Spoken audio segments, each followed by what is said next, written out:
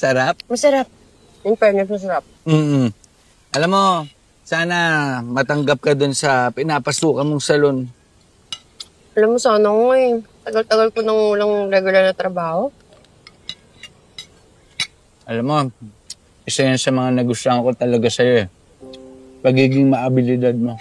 Alam mo, ikaw na-etches mo ako. Ano nga sa huli sasabihin mo sa panloob ka tumitingin. Pero alam mo, sana talaga makaipon ako. Gusto ko magkaroon ako ng sarili kong salon, kahit maliit lang. Alam mo, bilib talaga ako sa'yo eh. Seryoso walang biro to Hindi naman lahat katulad mo na marunong mangarap. Ako nga, pangarap lang kita dati. So, ang dami mong cute today. Binobola mo na naman ako.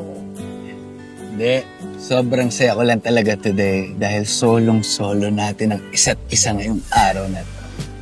Pero Dab, salamat kung iisip mo na maliit na bagay lang itong ginawa mo para sa akin. Malaking effort na to para sa akin yung ginawa mong nag-leave ka para makasama ko today. Alam mo, gagawin ko lahat para sa akin. Labi-labi na.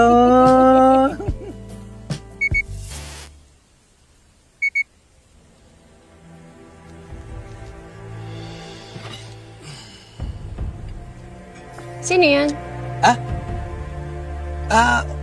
Wala. Sino nga yan? Ba't tayo masabihin sa akin? Wala yun. Online shopping notification. Talaga? Gusto mong magperya tayo mamaya? Di na, uwi na ako. Bakit? Ganyan mo talaga ako tatratuhin? Ha? Tanga-tangahan lang? Nauutal ka pa ngayon. Alam mo, Eric, alam kong first girlfriend mo ko. Pero sinasabi ko sa'yo ngayon, yung instinct namin mga babae matindi, lalo na kapag may tinatago isang lalaki. Bahala ka na nga dyan. Teka lang. Kapikun kay. Uy, teka lang. Bayad ng ganito. Teka lang. Kausapin mo naman ako. Sa'yo, umuwi ka na, pinipikon mo ko. Bakit? Ano ba ginawa ko? Sinungaling ka sa akin, ba't tayo may pakita sa akin kung sino nagtatext sa'yo?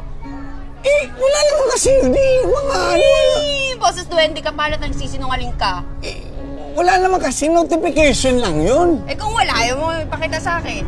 Wala naman kasi ako papakita sa'yo. Saan mo makita? Saan? Sino kaya yun? Ano nangyari? Tara, saan tayo? Wait lang, saan?